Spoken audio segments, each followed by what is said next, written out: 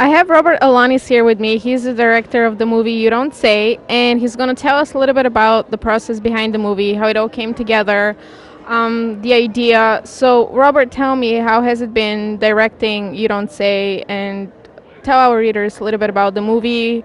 What did the viewers think of it once it came out? Your experience. Well, You Don't Say is the result of the success I had with my previous film, Dinks, Double Income No Kids. That was my first comedy, and I wanted to do another comedy because I had won some awards with that one. So I thought maybe comedy is the way to go for me. So Dinks was a rather serious subject matter. A comedy with serious subject matter. As a matter of fact, some of the best comedies are about serious things. But it was about the discrimination that couples without children experienced from people with children. And so it had kind of a social issue, and I kind of wanted to do another comedy like that where I could do another social comment about something that, something everybody could identify with, something a little more open to audiences in general, because Dinks was sort of like specifically for people with or without children, but I wanted something that would appeal to everybody. So I started looking on the internet, just not necessarily looking for a subject matter, but during my daily search of the internet looking for things, I always would come across these crazy situations where somebody had said something in public and then it offended somebody, and then somebody would complain about it and demand an apology, and then that person had to apologize. And of course, this has happened like a gazillion times, and the more I explored it, the more I found really, really stupid things. I mean, really idiotic things that people were apologizing for. And I kept thinking, God, this is so ridiculous. And then it dawned on me that, in this day and age, people in general do not say what they really feel anymore, because they're afraid that if they say what they really feel, they're going to offend somebody or an organization or something like that. So I found that really intriguing, and I thought, you know what, I bet you I could have a lot of fun with this. So I remembered an old movie I saw as a kid called Zots, and I don't know if anybody's ever going to find that movie. I've been looking for it just to have a copy on VHS. I can't find it.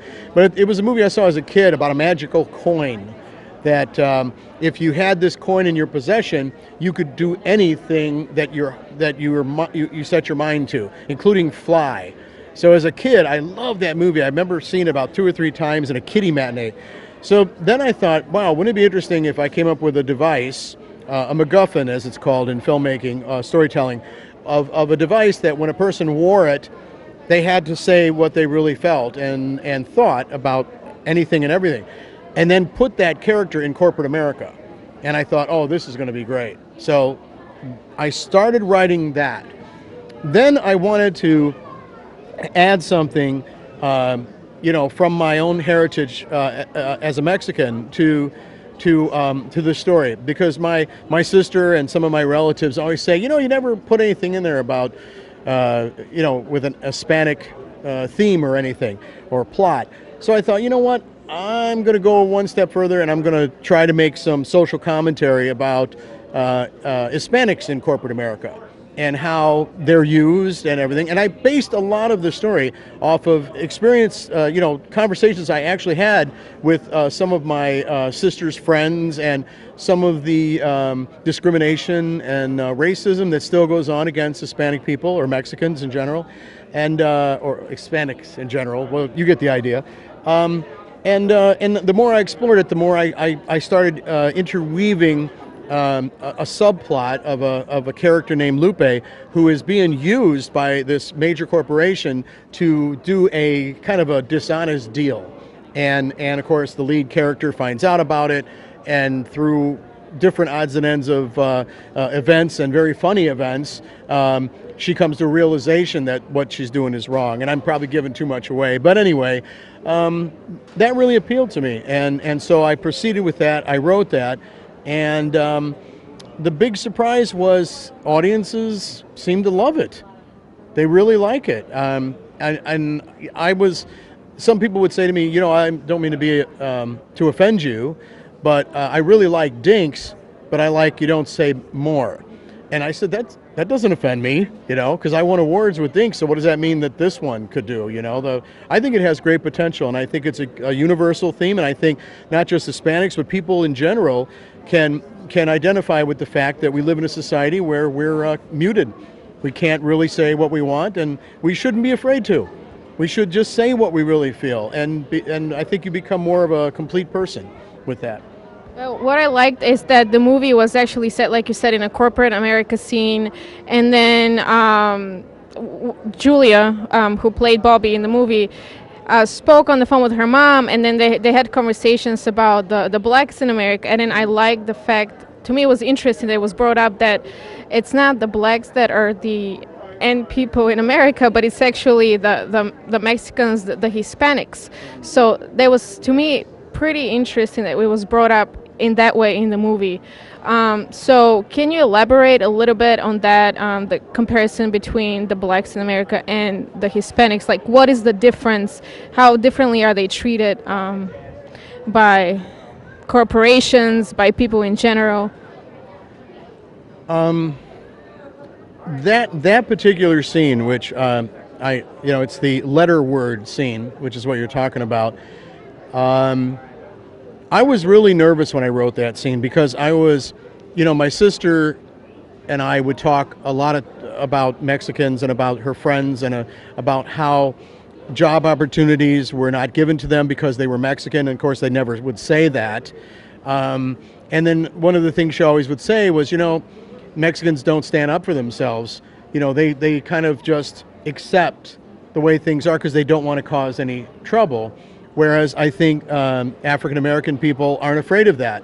They will speak their minds, and they will say when there's an injustice done, they will speak out about it and say this and that. Whereas the Hispanic community, or at least the ones I've met and have been affiliated with, seem to be a little more acceptant of the abuse or the inconsideration that I think that Mexicans and Hispanics in general experience in the country. So when I wrote the scene, I was nervous because I was afraid to make that comparison. I was afraid to say, well, black people have it a lot worse in this country than have somebody, oh, really? Black people? Well, I got news for you. Mexicans have it far, far worse. And then, make that statement and go that direction. And I thought it was kind of a bold move. And I wasn't going to put it in the movie. I wrote the whole scene out, and I had a few people read it, and people were saying, wow, do you really want to say that? Aren't you, maybe you're going to offend somebody. And I said, yeah, you're right. I better pull it. And then all of a sudden it dawned on me, wait a minute. I'm pulling it because I'm afraid to say it. Isn't that what this movie is all about? So I said, no, it stays. And I just put it back in.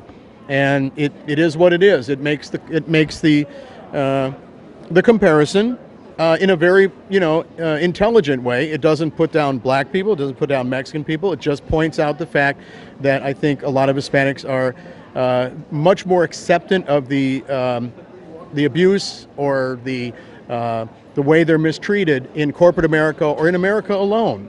Black people are always saying, well, there's a lot of jokes about slavery or this or that, but boy, I hear so many things about Mexicans where they're waiters or they're gardeners or they're landscapers. And I don't even know if Mexicans could even make it in Hollywood because of that.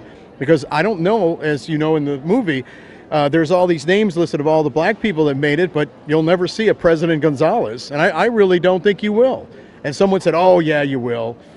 Well, maybe not in my lifetime, but black people finally got a president, so I don't know. Maybe Mexicans will. But, it was a bold statement, and I'm glad I wrote it, and it made the point. And then people also saw the irony of the whole thing and laughed at the N word, the F word, the S word, the P word, the D word, the I word, and all that stuff. So it was having a lot of fun with the subject, but making my point. Well, I like the character Lupe in the movie because she is a great example of what's happening right now in America with Latinos. There are some that are very smart, but they're taken advantage of, for one, because they're undocumented, two, because they're Mexican, because of a race, and yet they can't get the positions they want. They get underpaid. So I think it shows really what's happening in a funny way. What do you think is the solution to all that? What should Hispanics do to help, I guess, in that process to so that doesn't happen, so that they make it? Wow. It's hard to say. I have experienced some racial prejudice in my life, probably when I was younger, because like I looked a lot like Freddie Prinze or Tony Orlando, and I had this like mustache and this long hair, and I walked in a room and it's like, "Hey man, how you doing?" And Cheech and Chong were big, you know. "Hey, what's happening, Beto?" But as time went by, I haven't experienced that much of it.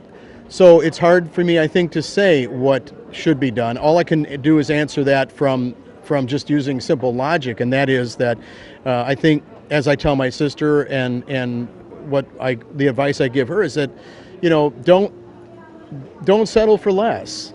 I mean, black people speak up and they say what is wrong, and they make their case. And I think Latinos and Hispanics should do the same thing. I think when it comes down to a situation where there's discrimination or there's something that's unfair, I think it's just stand up and speak out, and don't be afraid to say, say what you really feel. And of course, that's kind of what the message is with the movie in general. People in general should say what they feel, and I think that's what Hispanics should do. But that's only my own personal opinion, which is carried out in the storyline of the movie too. And what I liked about the movie as well was the necklace idea, where when you're wearing the necklace, you feel confident and you feel like you can speak your mind and not held back. But actually, when you take it out, then you're back to your ordinary self, where you don't want to say what actually is on your mind. So do you feel like if people would wear not just necklaces, but like you said, coins or anything like that, would help them speak their minds more? Well, I don't know. I think sometimes what people wear is usually a statement, right?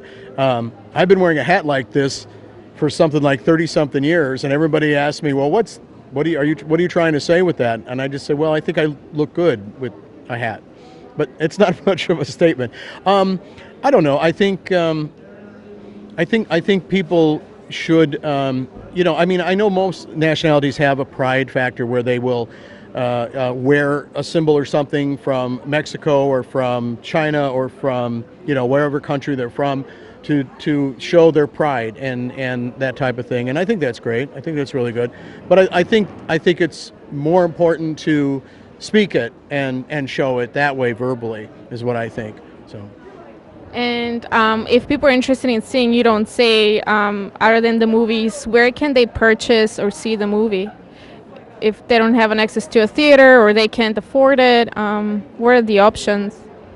Well, this is the same problem I think all filmmakers have, and that is that we're always looking for a way to get the movie to the audience. So you ask me how. Boy, I've been trying to find how for a long time for all 6 of my films, including Dake's. I think at this point in time, I really don't know. I can just say that we do have a website, which is soul-productions.net, which is where all my films are. And if we have any developments, like where the movie is going to be, it will be on that website on the You Don't Say page.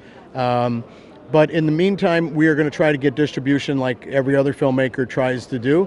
But we need people to support us. We need the support of people who love films and love maybe even the messages in the movies, like this one, So a lot of it depends on the support, and we kind of go from there.